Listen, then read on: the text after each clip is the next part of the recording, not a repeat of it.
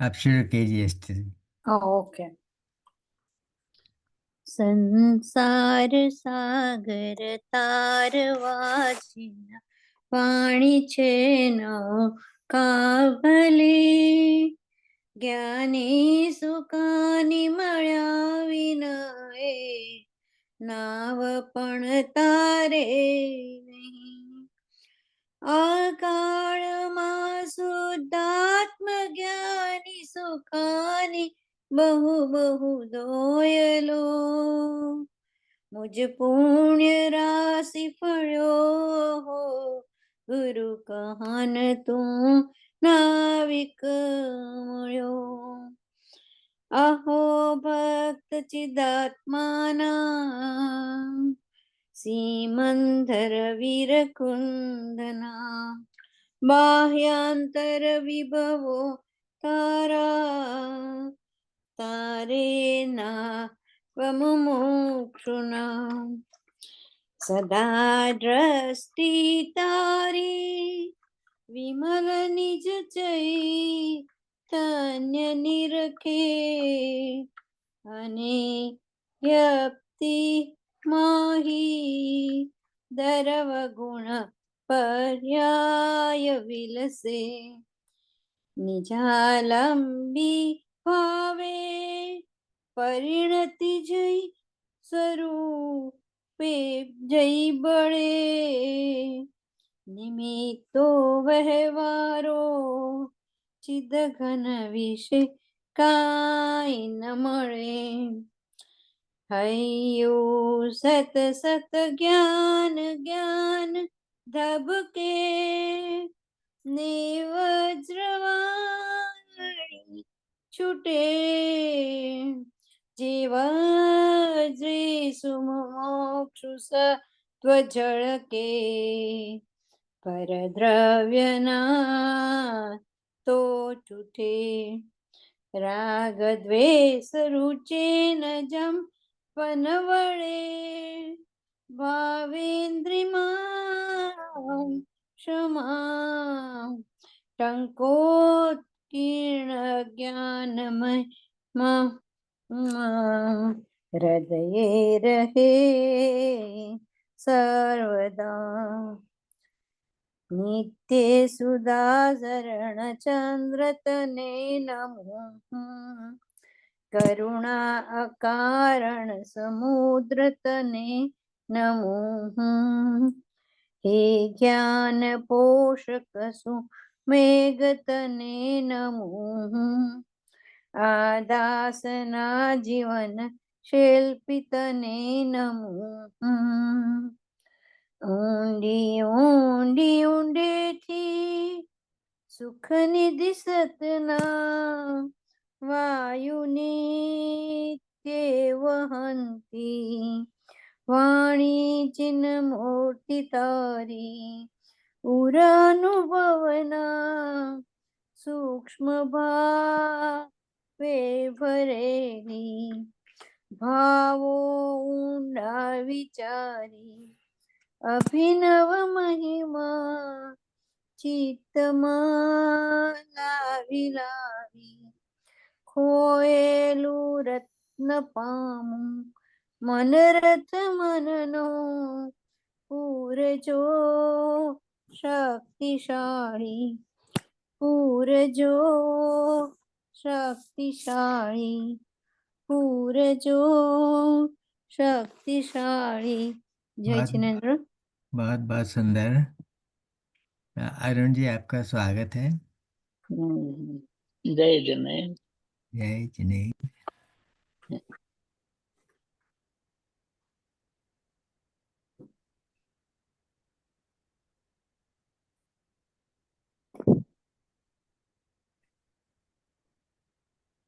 शुरू कर। शुरू कीजिए, एक सेकंड, आप शुरू कीजिए। नमो अरहन्ताणं नमो सिद्धाणं नमो आयुर्याणं नमो उवत्तायानं नमो लोरे सौवसाहुणम् मोक्षमार्गस्य नेतारम् भेत्तारं कर्मभूभृताम् ज्ञातारं विश्वतत्त्वानां वन्दे तद्गुणलब्धये मङ्गलं भगवान् वीरो मङ्गलं गौतमो गणे मङ्गलं कुन्दकुन्दार्यो जैनधर्मोऽस्तु मङ्गलम् सर्वमङ्गलमाङ्गल्यं सर्वकल्याणकारकं प्रधानं सर्वधर्माणां जैनं जयतु शासनं जैनं जयतु शासनं जैनं जयतु शासनम् वन्दे तु सौवसिद्धे ध्रुवमचलमनोवमं गतिं तत्ते ओच्छामि समयपाहुर मिनमो सुदकेवली बणिदं नमः समयसाराय स्वानुभूत्या चकासते चित्स्वभावाय भावाय सर्वभावान्तरक्षिदे अनन्तधर्मणस्तत्त्वं पश्यन्ति प्रत्यगात्मनः अनेकान्तमयी मूर्तिर्नित्यमेव प्रकाशताम् निस्संग है जो आयुसम निर्लेप है आकाश से निज आत्म में ही विहरते जीवन न पर की आस से जिनके निकट सिंहादि पशु भी भूल जाते क्रूरता उन दिव्य गुरुओं की अहो कैसी अलौकिक शूरता। इंदु त्रिकालवर्ती सर्व पंच परमेष्ठी भगवंतों की जय हो। त्रिकालवर्ती सर्व कृत्रिम अकृत्रिम चैत्य चैत्यालयों की जय हो। त्रिकालवर्तीनि नित्य बोधिनी द्वादशांगमयी जिनवाणी माता की जय हो। त्रिकालवर्ती 3 कम 9 करोड़ मुनिराजों की जय हो। सदुपकारी परम पूज्य गुरुदेव श्री की जय हो। सनातन दिगंबर जैन धर्म की जय हो। जय हो। 37वें नंबर का बोल चल रहा है। सिद्धांत की बात है। ज्ञान पर में जाता नहीं और पर से ज्ञान में कुछ आता नहीं, ये बात तो सही है। पर में ज्ञान जाता नहीं, किसी का भी, केवली का हो संसारी जीव का हो, नहीं। और पर से ज्ञान में कुछ आता नहीं। इस बात को ज्ञानी जानते हैं। और सौक्ष्म ज्ञान से कुछ सिद्ध होता नहीं, सुख होता नहीं, आनंद की प्राप्ति होती नहीं, ये बात भी ज्ञानी जानते हैं। सौक्ष्म ज्ञान चाहे द्वादशांग का हो, उससे कण मात्र भी सुख, क्षण मात्र भी आनंद प्राप्त नहीं होता। ज्ञान अपने में रहता है और आगे बोलाएगा 51-52 नंबर का, उसमें ये बात आएगी कि ज्ञान से सिद्धि नहीं है। एक बात और कुशल भाई, हाँ जी। ज्ञान को आत्मा में जोड़ने से सिद्धि होती है, ज्ञान करने मात्र से सिद्धि नहीं होती है। जीवन भर हर समय हाँ, ज्ञान करो, क्षयोक्षम ज्ञान बढ़ जाए, उससे कोई सिद्धि होती है ऐसा नहीं। ज्ञान चैतन्य आत्मा में जोड़ना मतलब अपने चैतन्य आत्मा में ज्ञायक को देखना, ज्ञायक की अनुभूति करना, इतने ज्ञान से सिद्धि अर्थात सुख और आनंद की प्राप्ति होती है। व्यवहार में द्वादशांग का ज्ञान हो, उससे सुख और आनंद की प्राप्ति नहीं होती है। तो ज्ञान सामान्य की विस्मृति कर देना वस्तुतः ज्ञान को अपने चैतन्य से जोड़ने से सुख और आनंद की प्राप्ति होती है। हम्म, 8वीं गाथा में जहां व्यवहार सर्वथा हेय है, ऐसा होते हुए भी व्यवहार से निश्चय का ज्ञान कराया, हाँ जी। निश्चय का प्रतिपादक ज्ञान को बताया। 8वीं गाथा समय सार।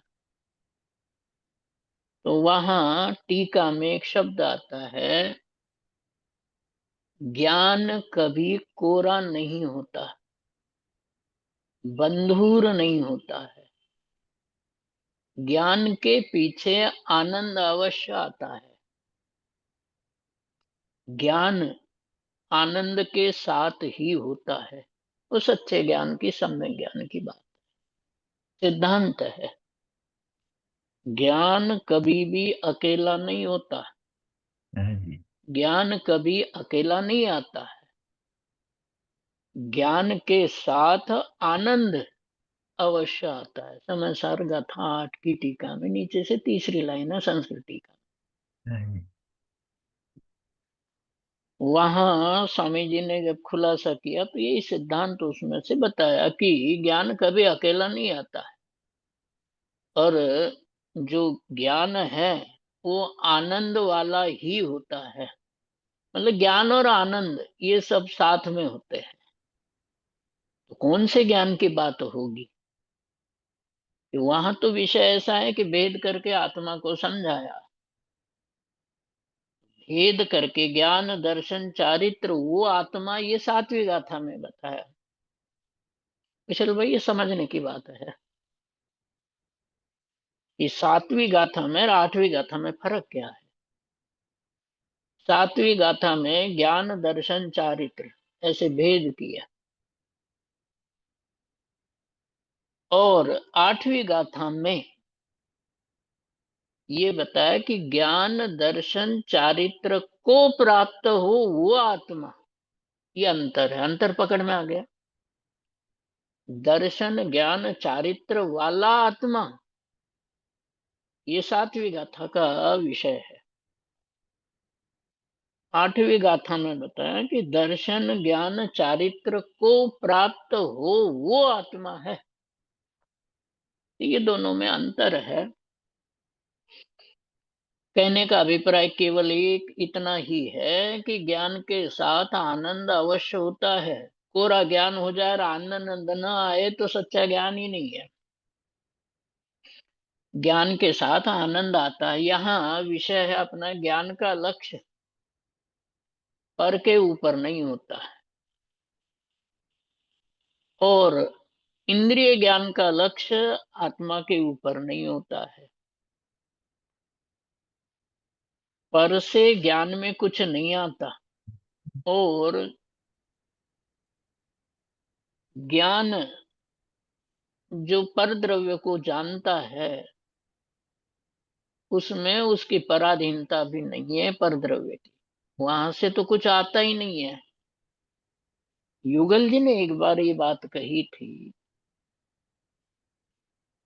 जैसे परिवार बढ़ गया, लक्ष्मी बढ़ गई, ये संपत्तियां बढ़ गई, तो उस संबंध में युगल जी ने कहा था कि तेरे भीतर क्या बढ़ गया। बाहर का पुण्य का उदय होने से तेरे भीतर क्या बढ़ गया।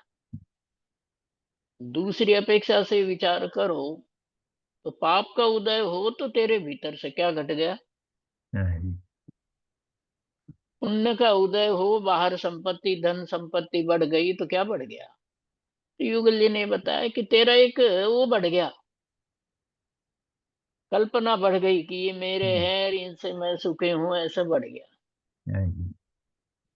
तो जो ज्ञान है वो निरंतर अपने में ही रहता है, और अपने में रहता है, इसके पीछे तर्क क्या है कि ज्ञान कभी पर को प्रकाशित नहीं करता है, सदाकाल अपने को ही प्रकाशित करता है। इसलिए ज्ञान का लक्ष्य तो अपने ऊपर ही होता है। भाई जिसको प्रकाशित करना है उसी के ऊपर उसका लक्ष्य है, ये सिद्धांत है।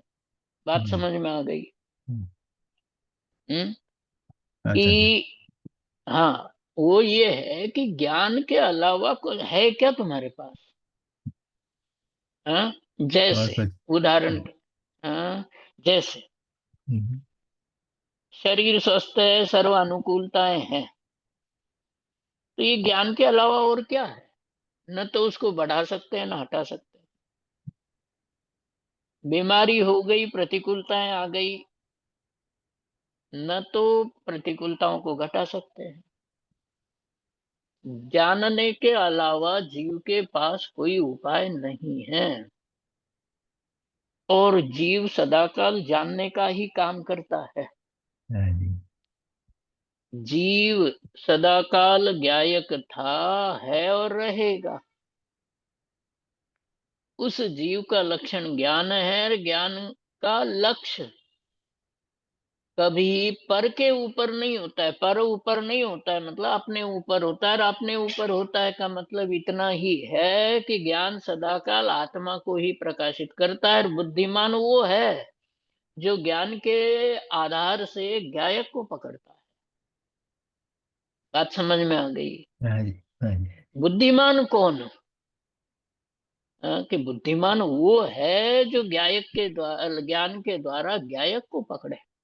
अभी 8वीं गाथा स्वामी जी के प्रवचन चल रहे हैं, इसलिए स्वाध्याय में भी थोड़ी सी वो बात आ गई कि ज्ञान दर्शन चारित्र को प्राप्त वो आत्मा।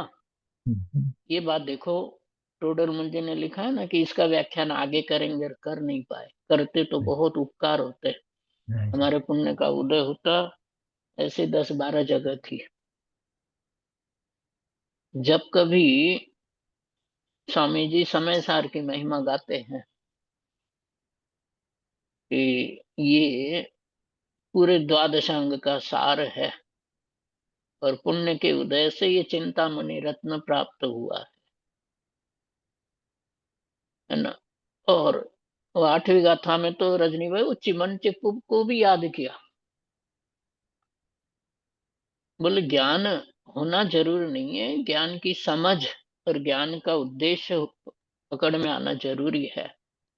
वो चिमन चिप्पू के बारे में कहा, देखो व्यवहार की प्रधानता वाले थे वो। बात ये है कि स्वामी जी यदि न हो और उनके द्वारा ऐसा खुलासा नहीं होता तो पकड़ में नहीं आता। खुलासा ये है कि जैसे 8वीं गाथा में ज्ञान दर्शन चारित्र के द्वारा जिसे प्राप्त किया जाता है वो आत्मा। सातवीं गाथा में और आठवीं गाथा में ये भेद, कि दर्शन ज्ञान चारित्र वो आत्मा, ये सातवीं गाथा का विषय। रजनी भाई आपके जैसे रिपीट किए। और दूसरी बात, दर्शन ज्ञान चारित्र के द्वारा जिसकी प्राप्ति होती है, अब इसका स्वामी जी ने जो खुलासा किया वो बताना था। ज्ञान में आत्मा, दर्शन में आत्मा, चारित्र में आत्मा। कि ज्ञान के द्वारा जिसे जाना जाता है, श्रद्धा के द्वारा जिसका श्रद्धान किया जाता है, और चारित्र के द्वारा जिसमें स्थिरता की जाती है वो आत्मा। मतलब दर्शन ज्ञान चारित्र भेद रूप आत्मा वो नहीं। दर्शन ज्ञान चारित्र के द्वारा, दर्शन के द्वारा जिस त्रिकाली चैतन्य प्रभु की अनुभूति की जाती है वो आत्मा। और श्रद्धा का एकमात्र विषय यदि कोई है तो त्रिकाली ध्रुव चैतन्य आत्मा ही है। और ठहरने के लिए, रहने के लिए यदि कोई है, बात समझ में आ गए। जैसे आप लोग इंडिया में आ गए और आपका मकान अमेरिका में है, तो आपको पता है कि स्थायी रूप से ठहरने के लिए तो अपना ही घर है। ऐसे ही ज्ञानियों के लिए ठहरने का एकमात्र स्थान, धाम, आधार या घर वो त्रिकाली ध्रुव चैतन्य आत्मा ही है। तो कहने का मतलब चारित्र का जो आधार है, चारित्र की स्थिरता का जो आधार है वो त्रिकाली चैतन्य आत्मा है। कहने का मतलब ज्ञान के द्वारा, चारित्र के द्वारा, दर्शन के द्वारा जिसे प्राप्त किया जाता है वो आत्मा। तो वहां स्वामी जी ने एक खुलासा और किया कि जिसकी दृष्टि, मतलब वहां उन्होंने थोड़ा सा सूक्ष्म खुलासा ये भी किया कि दर्शन ज्ञान चारित्र वो आत्मा नहीं, उसको तो कर दिया गौण। गौण शब्द का प्रयोग समय सार के आठवीं गाथा। कि दर्शन ज्ञान चारित्र उसको कर दिया गौण। किसने? उम्लेच्छ पुरुष ने, जिसको कुछ जानकारी नहीं है लेकिन जानने की जिज्ञासा है। जिसको सम्यक दर्शन नहीं है लेकिन सम्यक तो के सन्मुख है ना। तो सम्यक तो सन्मुख एक बोल आगे भी आने वाला है इसी इसमें। कि सम्यक तो सन्मुख कौन, निर्विकल्प ध्यान के बारे में भी लालचंद भाई का एक बोल है कि जो सब कुछ भूल जाता है, पर्याय मात्र को भूल करके परिणाम मात्र को अपने ध्यान, अपने ज्ञान का विषय न बना करके त्रिकाली ध्रुव को जो अपने ज्ञान का विषय बनाता है, उसको निर्विकल्प अनुभूति, निर्विकल्प ध्यान प्रकट होता है। तो कहने का मतलब वो जो म्लेच्छ है, जानने की जिज्ञासा जिसके है, समझ में नहीं आया ये बात सच्ची है, लेकिन स्वामी जी ने तो यहां तक वह समझ में नहीं आया तो उठ के चला गया, ऐसा नहीं। देखो ये भाव भव्य जीव के ही होते, जिसको समझ में नहीं आया लेकिन समझने की जिज्ञासा है, समझ में नहीं आया तो उठ के चला नहीं गया और परिणाम नहीं बिगाड़े, अप्रमादी रहा और जानने की जिज्ञासा अंदर में है। वो जीव दर्शन ज्ञान चारित्र को गौण करता है तो उसकी दृष्टि त्रिकाली ध्रुव पर जाती है और अनुभव हो जाता है। सबसे सरल कार्य आत्मानुभव है। पर का ज्ञान पराधीन है, अनुभूति स्वाधीन है, इसलिए सबसे सरल काम अनुभूति है। शास्त्र ज्ञान भी पराधीन है। जैसा क्षोभक्षम हो, जिस प्रकार का क्षोभक्षम हो वैसा हो जाए, और होना हो जाए, जब तक रहना है तब तक रह जाए। यहाँ विषय यह है कि ज्ञान का लक्ष्य पर के ऊपर नहीं होता और इंद्रिय ज्ञान का लक्ष्य कभी आत्मा ऊपर न हो। इंद्रिय ज्ञान कभी आत्मा को लक्ष्य नहीं बना सकता। क्यों नहीं बना सकता? एक बात और है, पहले इंद्रिय ज्ञान की चर्चा कर लेते हैं। ये शास्त्र ज्ञान, ये इंद्रिय ज्ञान है भी और नहीं भी है। शास्त्र ज्ञान इंद्रिय ज्ञान है भी और नहीं भी है।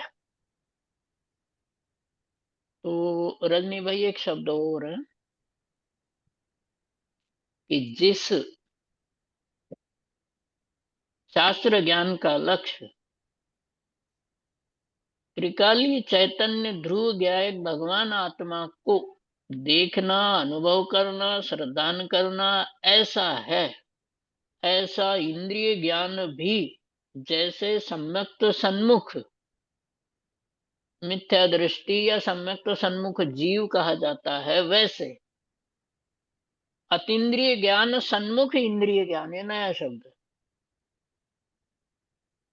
ये अतीन्द्रिय ज्ञान सन्मुख इंद्रिय ज्ञान कैसा होता है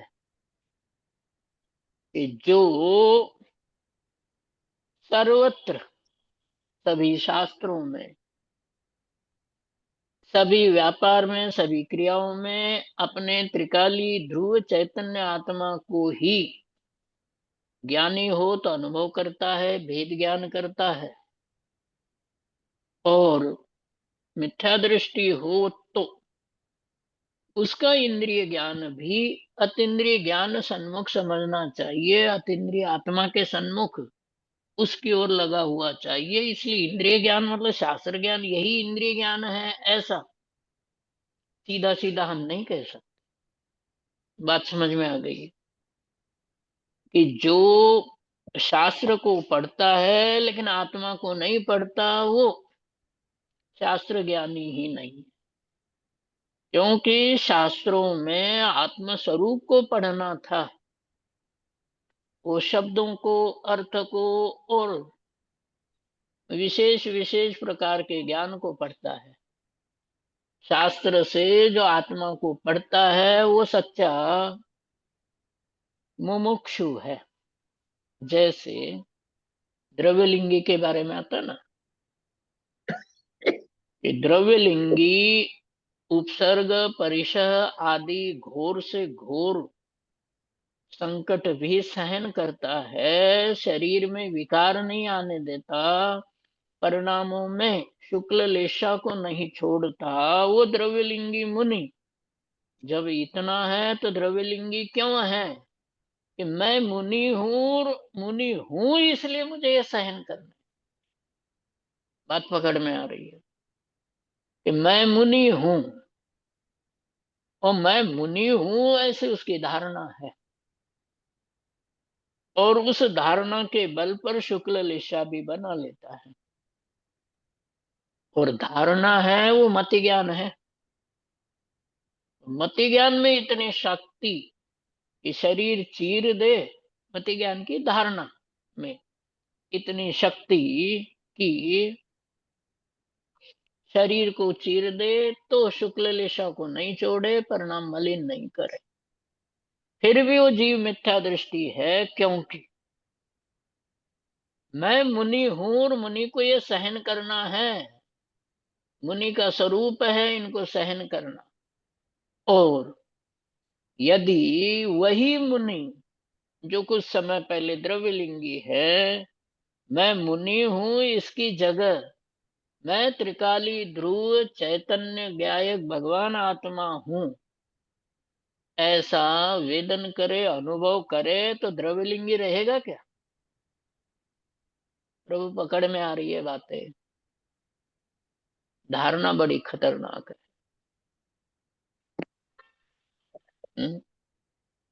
जैसे आपको पता है कि ये 1 क्लास चलने वाला है, नहीं। तो आपकी धारणा बनी हुई है काल के हिसाब से कि भाई ये 1 घंटे तक सुनना है बस। हम्म, तो उस धारणा के बल पर सुन लेते हैं। सुनने से ज्ञान हो जाएगा, नया ज्ञान मिलेगा, ऐसा नहीं। है ना। एक सिद्धांत है ऐसा, क्रिया बदलने से कुछ नहीं होता, धारणा बदलने से होता है। क्रिया बदलने से कुछ नहीं होता है, परिणाम बदलने से भी कुछ नहीं होता, परिणामों में मंदता लाने से भी कुछ नहीं होता। इन वाक्यों को ध्यान से सुनना, आगे निष्कर्ष आ जाएगा। क्रिया बदलने से कुछ नहीं होता, परिणाम बदलने से कुछ नहीं होता, परिणामों में मंदता लाने से भी कुछ नहीं होता, धारणा बदलने से सब कुछ होता है। इसका अभिप्राय क्या है, अर्थ क्या है, इसी सिद्धांतों की सरवाणी में एक बोल आगे आएगा, जिसमें ये बताया कि द्रव्य को और पर्याय को नयों से मत जानो, स्वभाव से जानो। क्या कहा? 42 नंबर का आगे बोल आएगा। द्रव्य को और पर्याय को नयों से मत जानो, ये तो विद्वानों का विषय है। नयों से मत जानो,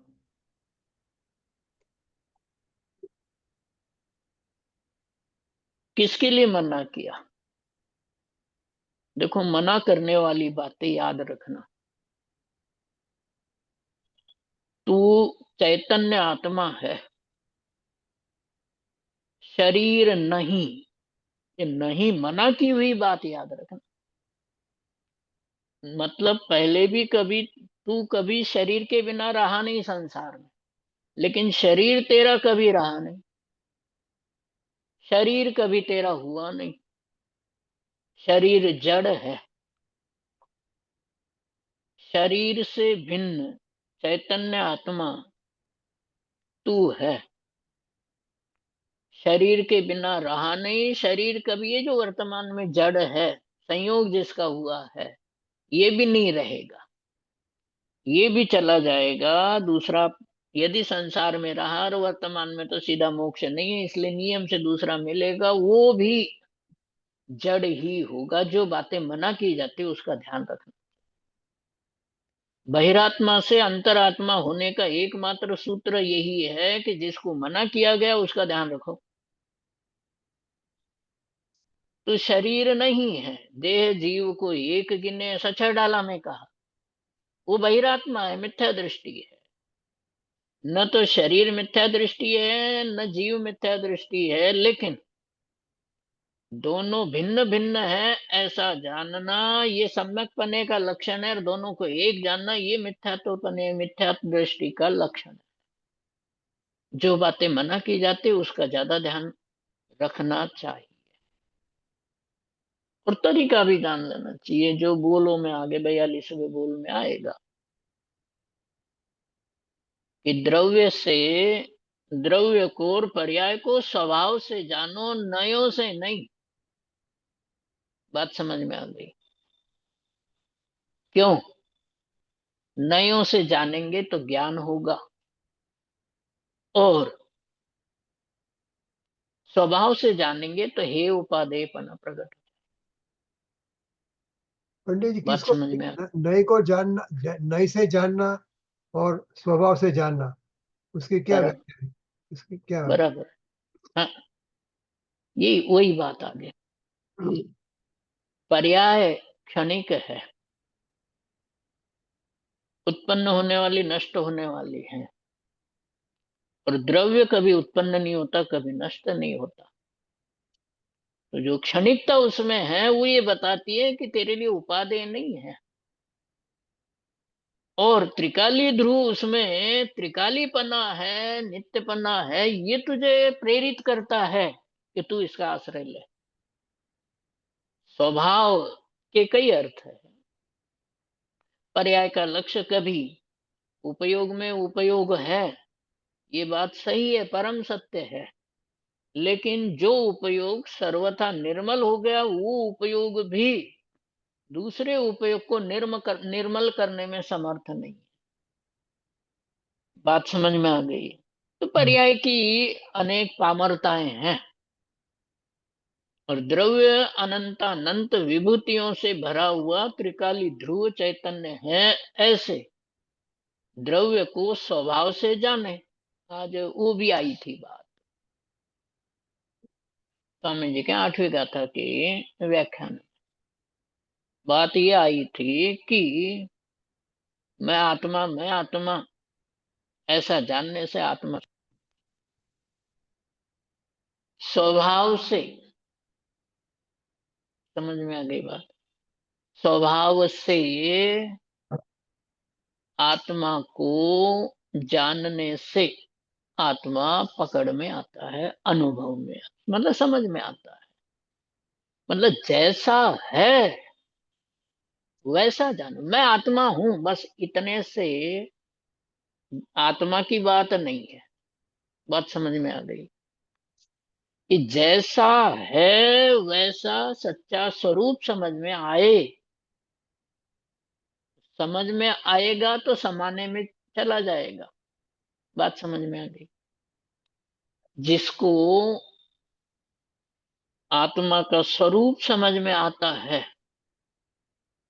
वो जीव सच्चा स्वरूप समझ, मैं आत्मा, स्वामी जी ने तो यहां तक कहा कि सभी मत वाले कहते हैं कि मैं आत्मा, लेकिन आत्मा का सच्चा स्वरूप तो दिगंबरों के अलावा कहीं है नहीं, और नयों का सच्चा स्वरूप भी दिगंबरों के अलावा कहीं है नहीं। ये तो प्रेरणा के लिए भी उन्होंने कहा कि ऐसा अपूर्व अवसर आया है, ऐसा सुंदर अवसर आया है कि शास्त्र मिले हैं, मतलब दिगंबर आमनाएं मिली है, शास्त्र मिले हैं, और समझाने वाली बात भी, समझाने वाली बात को विचार करो तो गुरुदेव श्री जैसा अहेतुक उपकारी जीव भी मिला है। वो 8वीं गाथा में एक बात और है रजनी भाई, वो प्रासंगिक नहीं है लेकिन है ग्रंथ की। 8वीं गाथा में समझाने वाला आचार्य लिया, केवली नहीं लिया। बराबर। 8वीं गाथा में जो समझाने वाला है ना, वो समझाने वाला केवली नहीं लिया। कौन लिया? आचार्य। उस समय स्वामी जी ने बताया कि भाई केवलियों का विरह हो गया और आचार्य रह गए, और उस समय श्वेतांबर आमनाएं प्रारंभ हो गई थी, ये भी उन्होंने बताया। बात वो नहीं है कि 8वीं गाथा में समझाने वाला केवली नहीं लिया, आचार्य लिया। तो सुनने के बाद विकल्प आते हैं ना। तो उदाहरण पर मेरा ध्यान गया कि उसमें स्वस्ति शब्द आशीर्वाद के रूप में म्लेच्छ से कहा गया था। तो तेरा अविनाशी कल्याण हो, ऐसा उसका अर्थ था, वो नहीं जानता था। ये समझ में आ गया कि केवली होते तो उसको स्वस्ति शब्द का अर्थ समझाने के लिए आचार्य की आवश्यकता नहीं पड़ती। तर्क पकड़ में आ गया। यदि कल्पना करो कि वो समूह शरण में होता, केवली के सानिध्य में होता वो म्लेच्छ, तो वहां तो सभी भाषाओं का ज्ञान उसको उसकी भाषा में ज्ञान हो जाता। नहीं है बात समझ? कि उन्होंने स्वस्ति कहा, मतलब केवली के मुंह से स्वस्ति निकलता, तो स्वस्ति का अर्थ म्लेच्छ अपनी भाषा में समझ लेता है ना। 18 महाभाषा और 700 लघु भाषाओं में दिव्य ध्वनि का ज्ञान होता है ना, और इनके इनके अलावा संख्यात गुणी भाषाओं में भी ज्ञान होता है। तर्क पकड़ में आया हो तो अपन आगे बढ़ते हैं। यदि केवली लिया होता तो उसको उसका अर्थ अपनी भाषा में समझ में आ जाता है। इसलिए स्वामी जी ने जो अर्थ निकाला उसमें से, तो मैं तो दंग रह गया। बाद में ये समझ में आने के बाद कि यदि केवली होते तो, केवली के द्वारा ये बात आई होती तो उसको अपनी भाषा में समझ में आती, कोई दिक्कत नहीं। ये एक बात बतानी थी। आगे बात ये है कि स्वभाव से जानना चाहिए, नयों से नहीं।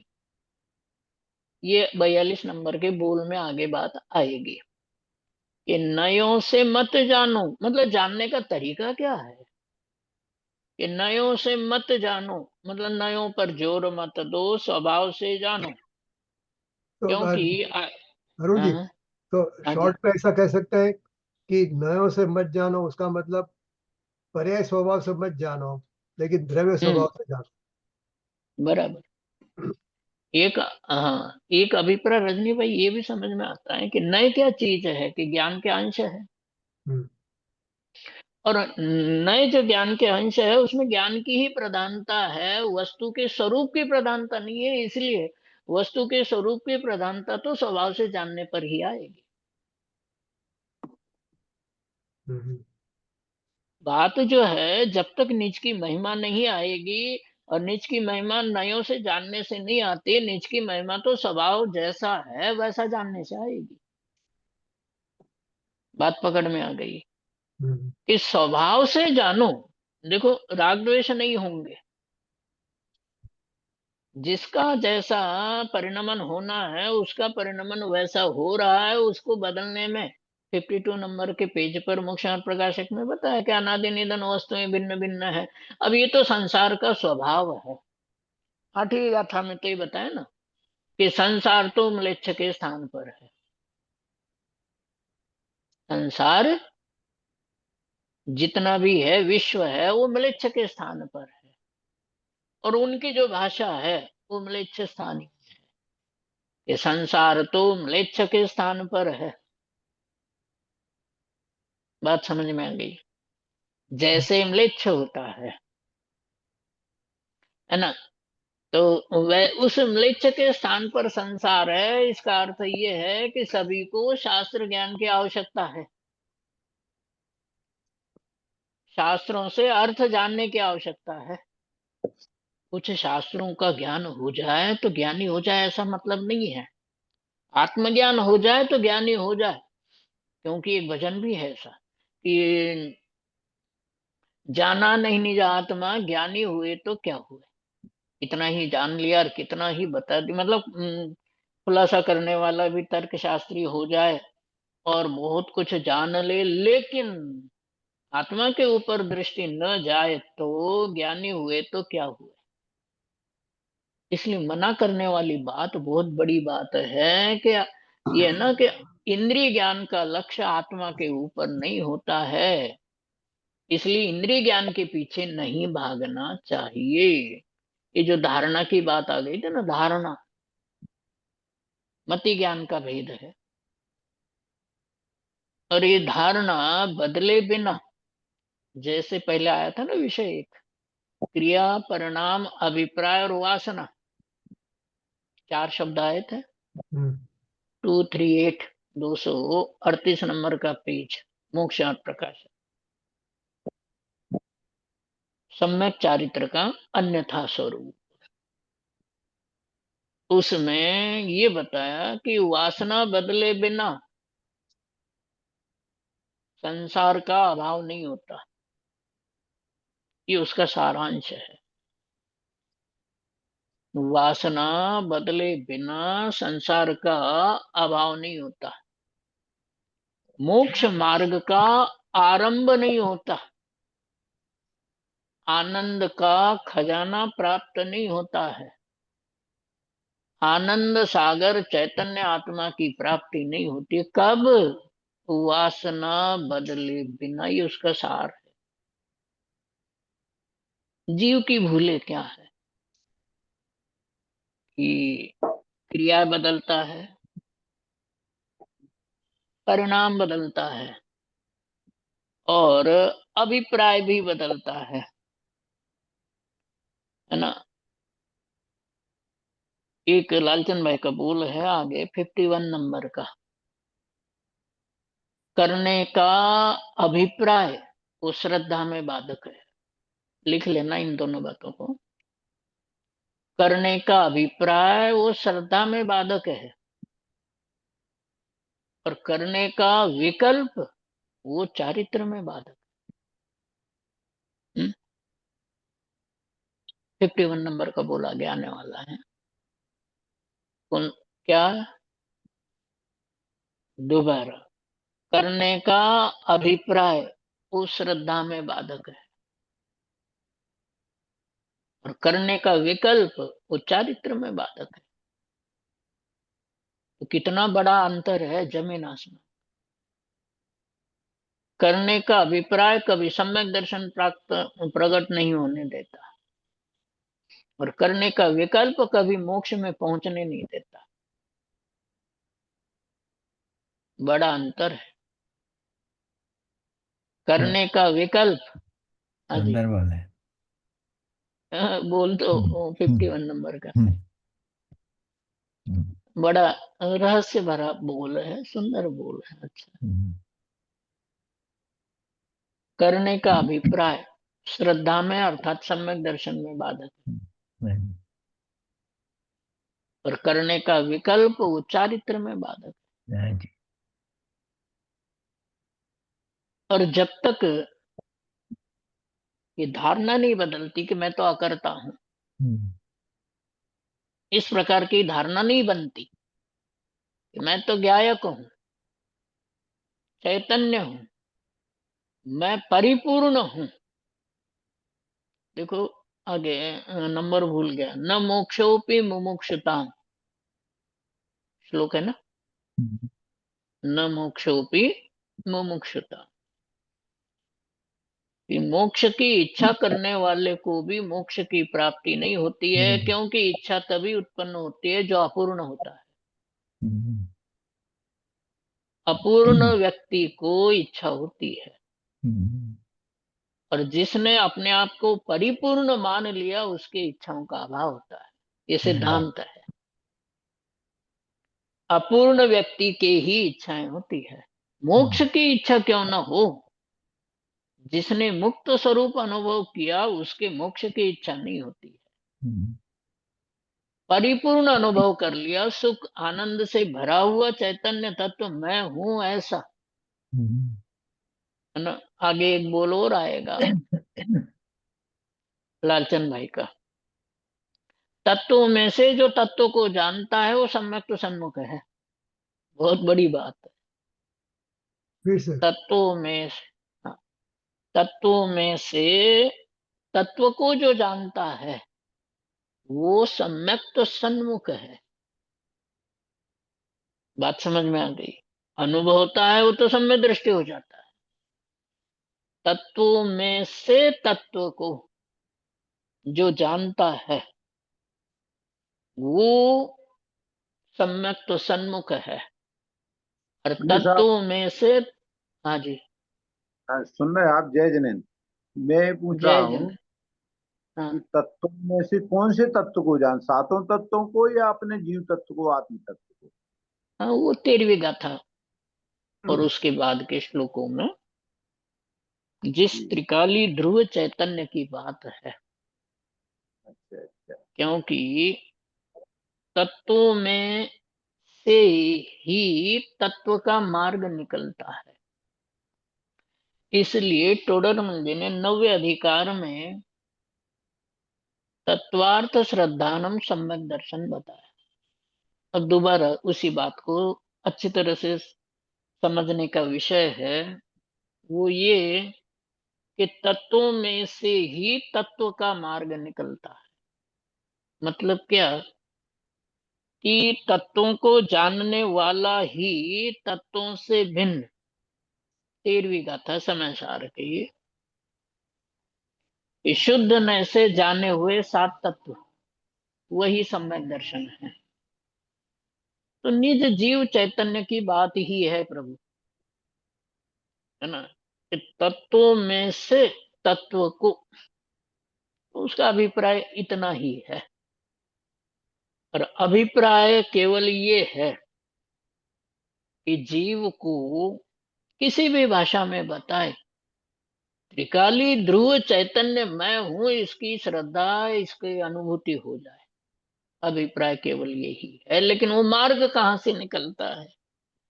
सीधा सम्यक दर्शन को प्राप्त हो जाए बिना सात तत्वों के, नौ पदार्थ के, तो ऐसा संभव नहीं है। यहाँ तक कि धवला पुस्तक 13 में एक प्रसंग आता है कि साहब, जिसको 9 पूर्व, 10 पूर्व, 14 पूर्व का ज्ञान नहीं है, उसको ध्यान नहीं होता। तो उसमें शिष्य ने प्रश्न किया, अल्प ज्ञान से भी मोक्ष की प्राप्ति हुई है? तो शिवभूति वगैरह, जो यम नाम की मुनि है, शिवभूति मुनि है, वो मोक्ष गए हैं। तो वहां तर्क क्या दिया देखो, प्रसंग क्या, प्रकरण क्या है, अंत में बता देता हूं कि जो शिवभूति मुनि और ऐसे जो मुनि जिनको मोक्ष की प्राप्ति हुई अल्प ज्ञान से, तो पहले सिद्धांत तो उन्होंने बताया, अल्प ज्ञान से बीज बुद्धिधारी मुनियों को ही द्वादशांग का ज्ञान होता है। दोबारा नोट कर लेना ऐसे सिद्धांतों को, अल्प ज्ञान से बीज बुद्धिधारी मुनियों को ही द्वादशांग का ज्ञान होता है ना। दूसरी बात ये बताई कि यहाँ भाव श्रुत ज्ञान का प्रकरण, ये भी ध्यान रखने चिंतन वाली बात है। तीसरी बात, यहाँ शुक्ल ध्यान की बात, जो धौला पुस्तक 13 में ध्यान की चर्चा है, वो शुक्ल ध्यान के लिए बताया। और तत्वानुशासन में जो रामसेन मुनि है, वो कहते हैं उत्तम संगणन की जरूरत तो शुक्ल ध्यान के लिए है, धर्म ध्यान के लिए नहीं। धर्म ध्यान तो 6 संगणनों में होता है। साफ लिखा है, वज्र का शब्द का प्रयोग किया उन्होंने कि 51-52 कोई ऐसा गाथा है कि वज्र का। तो प्रभु बात ये है कि तत्वों में से तत्व को जानने का मतलब तत्वों से भिन्न अपने चैतन्य तत्व को जानना, यही उसका अभिप्राय है। तत्वों में से त्रिकाली ध्रुव चैतन्य गायक भगवान आत्मा। देखो अनादिकाल बीत गया, अब तक कब तक उलझेंगे इसमें? इस जीव को अंतर्मुखी एकांत में रह करके, जैसे ध्यान के लिए सभी आचार्यों ने लिखा कि एकांत में ध्यान होता है, और जो जीव तत्वों में से तत्व को निकालता है वो घर में भी ध्यान को प्राप्त हो सकता है। और जो तत्वों में से तत्व को निकालने की कला नहीं जानता, वन वन में भी वो ध्यान को प्राप्त नहीं होता। ये बहुत बड़ी कला है, चतुराई है, बुद्धिमानी है। और ये बात उसी के अंदर में बैठती है जिसका संसार का किनारा नजदीक आ गया, निकट आ गया। वरना जिनवानी नहीं रुचती। वो रत्नकन श्राव का चाल दूसरे श्लोक की टीका में सदा सुखदास जी ने लिखा है कि मीठा दूध भी जिसको सांप ने डस लिया उसको कड़वा लगता है, ऐसे ही जिसको संसार में अभी भटकना है उसको ये अच्छा ही नहीं लगे, सुनना भी अच्छा नहीं लगे, पढ़ना अच्छा नहीं लगे, उसका मन तो विषय भोगों में भागता है। और आगे एक बोल आएगा इसी में, वो ये है कि पहले ये करूं, पहले ये करूं, पीछे सामान्य की दृष्टि करूं, ऐसा जिसका अभिप्राय है। बात समझ में आ गई? तो उसके अभिप्राय में खोट है, उसको सम्यक दर्शन अभी तो नहीं हो सकता। जिसने नंबर 1 पर अपने चैतन्य तत्व को ध्रुव ज्ञाय परमात्मा को रखा है, ये है सो मैं हूं सो ये है, ऐसा ऐसा जिसने धारणा में बिठा लिया, जान लिया, वो जीव नियम से अल्प काल में मोक्ष को प्राप्त होता है। परंतु जिसके अभिप्राय में भूल है, वो जीव तो कभी, लिखा है ना टोडर में 238 नंबर का पेज, आज जो जनवाणी रखी तो उसमें दिखा रखी भी है सामने कि जो फल लगता है अभिप्राय में जो वासना है उसका लगता है। तो एक प्रश्न ये आता है कि वासना किसे कहते हैं। गोमट सार कर्मकांड गाथा 46 उसकी संस्कृति का केशव वर्णी जी की 46 गाथा में ये प्रकरण आया है कि संज्वलन कषाय का वासना काल अंतर्मूर्त, अनंतानुबंधी का वासना काल संख्यात भव असंख्यात भव अनंत भव, वासना काल हो। और अप्रत्याख्यान का वासना काल 6 महीना काल की बात है, अंडरलाइन करके ध्यान देने की बात ही है। और प्रत्याख्यान अप्रत्याख्यान मतलब संख्यात भव असंख्यात भव अनंत भव अनंतानुबंधी की, इसी तरह से चारों कषायों में संज्वलन कषाय की जो है वो अंतर्मुहूर्त मात्र है। तो वासना कहते किसे हैं, तो उसमें वासना काल की बात है। काल शब्द हटा करके अपन समझ कर्म उदया भावेपि, क्या शब्द है, संस्कृत के हैं। कर्म के उदय के अभाव में जो संस्कार रहते हैं उसका नाम वासना है। हालांकि उसको वहां पारिणामिक भाव नहीं कहा, लेकिन आधार नहीं है, लेकिन मुझे तो ये लगता है कि वासना तो पारिणामिक भाव ही है, जीवत्व भव्यत्व भव्यत्व की तरह। क्योंकि केवल 3 ही पारिणामिक भाव है ऐसा नहीं, ऐसे अनंत पारिणामिक भाव है। और मुझे तो यूं लगता है, हालांकि शास्त्र का आधार नहीं है, ये वासना भी पारिणामिक भाव है। क्योंकि देखो द्रव्यलिंगी बन जाता है, लेकिन वो वासना में शरीर हूं, मुनि हूं, ये पड़ी है अंदर में एकत्व बुद्धि। चलते फिरते उठते बैठते जाते आते हर समय हर अवस्था में शरीर के साथ ऐसी एकत्व बुद्धि पड़ी हुई है कि शरीर को परेशानी हो जाए तो मैं परेशान हो गया, पाप के उदय में रोगादिक हो जाए मैं परेशान। अरे प्रभु तू तो चैतन्य आत्मा है, शरीर से भिन्न है, ये बात सत्य होते हुए भी शरीर के साथ एकत्व बुद्धि ऐसी पड़ी हुई है कि उसको शरीर के अलावा भिन्न रूप में अपना अस्तित्व कुछ दिखाई नहीं देता है। जो परिवार है ये सुख की सामग्री है, रुपया पैसा आदि है ये सुख की सामग्री है, परिग्रह ये सुख की सामग्री है, ये ही उस अंधे को दिखाई देता है। बात समझ में आ गई। बात फिर वो याद आ गई मोक्ष रत्नकन श्रावकाचार्य दूसरी गाथा में, क्योंकि इसको अच्छी लगती है जिनवाणी, कि जिसके संसार का किनारा नजदीक आ गया, अल्प काल में जो मोक्ष को प्राप्त होने वाला ऐसे भव्य जीव को जिनवाणी अच्छी लगती है, नहीं तो नहीं लगे। और आत्मा की बात भी उसके साथ जोड़ लेना कि जिसको निकट भविष्य में सम्यक दर्शन प्राप्त होना है उसी को अपने चैतन्य आत्मा की बात अच्छी लगती है। मैं चैतन्य आत्मा हूं, ये गर्व करने वाली बात है। शरीर से भिन्न हूं, ये भेद ज्ञान वाली बात है कि शरीर से भिन्न चैतन्य आत्मा का जो अनुभव है उसी का नाम सम्यक दर्शन है, ये बात। और तो ये तो केवल शास्त्रीय बात हो गई, सम्यक दर्शन वगैरह।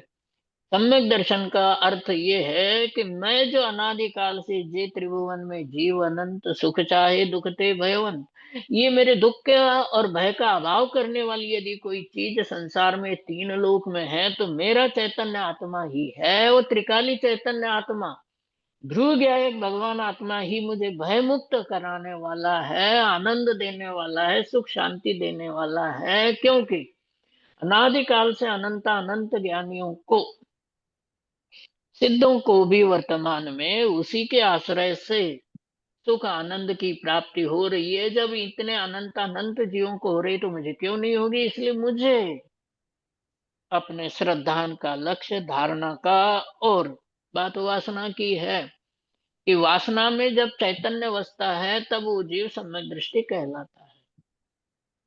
तो चैतन्य मतलब त्रिकाली ध्रुव चैतन्य की बात। जिसकी वासना में शरीर बैठा हुआ, चाहे वो 28 मूल गुणों का पालन करे, बाहर में कितने पुण्यादिक का उदय हो, लेकिन वो जीव संसार में ही रहता है। वासना में जिसके चैतन्य रहता है उसकी वासना बदलती है, और वासना बदलने से अभिप्राय बदलता है, अभिप्राय बदलने से परिणाम बदलते हैं, और परिणाम बदलने से यथा योग्य शरीर के अनुसार क्रियाएं, शरीर की क्रियाएं भी बदलती है। वासना का अर्थ समझ में आ गया? वासना का मतलब कर्म उदया भावे अपि संस्कार कालो वासना। एक उदाहरण आता है कि कर्म के उदय के अभाव में क्यों कहा, उससे एक बात तो समझ में आ रही है कि ये पारिणामिक भाव है। दूसरी बात कि जैसे उदाहरण बताता हूँ, फिर सिद्धांत की बात दोबारा करेंगे, कि जैसे किसी घड़े में गोबर था और बहुत काल से था, गोबर निकाल दिया, घड़े को धो दिया, वॉशिंग पाउडर डाल के धोया, साबुन से धोया, सब कुछ कई प्रकार से धो लिया, सुखा दिया। सुखाने के बाद भी उसमें से बदबू आने लगी। बात समझ में आ गई? रजनी भाई, उदाहरण पकड़ में आ गया? हाँ। गोबर धो दिया, हम्म। धोने के बाद भी, घड़ा सूख जाने के बाद भी, घड़ा तो समझते हैं ना, घट, हाँ जी। सूख जाने के बाद भी उसमें से बदबू एकदम नष्ट नहीं होती है। बात समझ में? ऐसे ही कर्म के उदय के अभाव में भी जो पूर्व का परिणाम था, उस परिणाम के संस्कार उस बाद वाले में रहते हैं। देखो, एक सिद्धांत है 3 बातों का: ध्यान, लेशा और परिणाम। अंतर मुहूर्त के बाद नियम से बदलते हैं। 3 चीजें कौन कौन सी? ध्यान। ध्यान, लेशा और शुभाशुभ परिणाम। ये नियम से अंतर मुहूर्त के बाद बदलते हैं। यही वजह है कि अंतर मुहूर्त से अधिक काल ध्यान नहीं होता है। तो वहां एक शब्द अंडरलाइन करके लिख लेना, एक रूप। जैसे 7वें नरक में कृष्ण लेशा होती, तो 33 सागर तक रहती है, ऐसा लिखा है, तो शास्त्र वचन झूठ है कि नहीं? वो एक प्रकार की कृष्ण लेशा मात्र अंतर मुहूर्त रहती। बात पकड़ में आ गई? उसके अविभागी प्रतिच्छेद वगैरह बदलेंगे। यही बात जैसेनाचार्य जी ने 186 नंबर गाथा, आगे पीछे हो सकती है, प्रवचन सार में लिखी, 156 है शायद, तो उसमें लिखा है उन्होंने कि ध्यान तो अंतर मुहूर्त काल तक ही रहता है, ध्यान की संतान 6 माह तक भी हो सकती नहीं है। बात एक प्रकार का धर्म ध्यान, इसको और सरल भाषा में, एक प्रकार का धर्म ध्यान अंतर मुहूर्त काल तक रहता है, उसमें से हल्का सा बदलाव हो जाए तो अगले अंतर मुहूर्त में रहे। पकड़ में आ गई बात?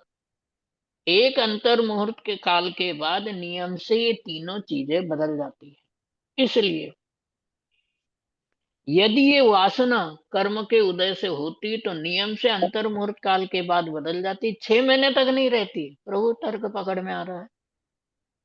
बराबर। संख्यात भव असंख्यात भव तक नहीं रहती। तर्क से थोड़ा सा समझने का प्रयास करें, उदाहरण से, तर्क से। वासना मतलब क्या है? हाँ? वासना आपके साथ सोती है जैसे आप सोते हो। मैं शरीर हूँ, रजनी भाई हूँ, कुशल भाई हूँ, ऐसा जो इस वासना के साथ सोते हैं, इसलिए नींद में भी कोई आवाज देता है आपके नाम से तो आप जाग जाते हो, क्योंकि आप उस वासना के साथ सोए हुए हो। यदि ये वासना कर्मोदय से उत्पन्न होती तो अंतर मुहूर्त के बाद नियम से बदल जानी चाहिए थी, लेकिन नहीं बदलती है। अनंतानुबंधी का ही उदाहरण ले लो ना, संख्यात भव असंख्यात भव अनंत भव भी होती है। तो कहने का मतलब ये है कि वासना ये कर्म के उदय के अभाव में होने वाली, ये बात तो गोमरसार कर्म कांड गाथा 46 की टीका से पढ़ लेना और विस्तार से। तो वासना जो है वो कर्म के उदय के अभाव में होती है, इतना समझने की बात है कि ऐसी जो वासना है जो कर्म के उदय के अभाव में होती है, वो जब तक नहीं बदलती, तो इसका सरल अर्थ क्या है? सरल अर्थ, ये तो शास्त्र की बात, जब तक धारणा नहीं बदलती, जब तक धारणा नहीं बदलती, वासना नहीं बदलती, वासना नहीं बदलती तो अभिप्राय नहीं बदलता, और परिणाम नहीं बदलते। परिणाम तो चाहे जैसे हो, परिणाम मोक्ष में देरी कर सकते हैं, है ना, मतलब काल की दूरी कर सकते हैं, लेकिन रोक नहीं सकते। इसलिए दंसन भट्टा भट्टा कहा अष्टपाव। हाँ, दंसन भट्टानम नत्थि निवाणम। और जो चरीय भट्टा है, चारित्र से भ्रष्ट है, मतलब राग द्वेष की चिंता नहीं करनी चाहिए, राग द्वेष के संबंध में धारणा की चिंता करनी चाहिए। कैसे, इसकी चर्चा अपन अगली बार कर लेंगे। जी, सवाल है, आपने कहा कि वासना के वासना कर्म के अभाव में होती है, फिर वासना का आपने टाइम दिया कि स्वजन का अंतर्मुहूर्त और अनंत टाइम, तो फिर कर्म का टाइम और वासना का टाइम तो अलग मिस, वो मेरे को ख्याल नहीं आया, इसलिए तो तुम्हें से वो इसलिए नहीं डबल आया। हो गया कि हाँ, तो उसके साथ ही रहता है कि अगर अभाव में है तो कर्म तो बांध लिए तो वो पड़े है। वही इसी तरह का दूसरा भी प्रश्न है कि वासना क्या कर्म के उदय से तो नहीं होती, वो ख्याल में आ गया। क्या कर्म उसमें बंधन होता है, कर्म बंध होता है? वासना में बंधन लिखा है ना टोडर मुझे ने। क्या लिखा है? आप बंद कह रहे हो, हाँ। मेरे सामने खुला हुआ है, टोडर मुझे ने फल शब्द का प्रयोग। हाँ, फल, ये अच्छा बराबर, फल, ओके, ओके। बराबर। जो फल लगता है उसको कर्म बंध कहो, आकुलता कहो, हाँ, हाँ, है ना, वो फल लगता है, वह अभिप्राय में जो वासना है उसका लगता है। ओके। बहुत बराबर। गहरा अर्थ है इसका। वर्तमान में आपके जो शुभाशुभ परिणाम है उसका फल नहीं लग रहा है। फल मतलब वासना का फल है। बंद, हाँ, बंद जो है, ये यही किधर पे वजह है। लिखा है? ये कहाँ पे लिखा है इन्होंने, टोडर जी ने? किस अधिकार में? 238, ये है सातवां अधिकार, अपने अधिकार में। Okay, okay. और 238 पेज है, हेडिंग ओके। है सम्यक 238। चारित्र का अन्यथा स्वरूप। हाँ, हाँ जी, बराबर। हाँ, ख्याल आ गया, ख्याल आ गया। पंडित जी आप जितना जितना बोलते हो ना वासना के बारे में, ऐसा लगता है कि वासना के लिए पूरा एक पीरियड चाहिए। हाँ, अगली बार चर्चा करें। वासना के बारे में बहुत।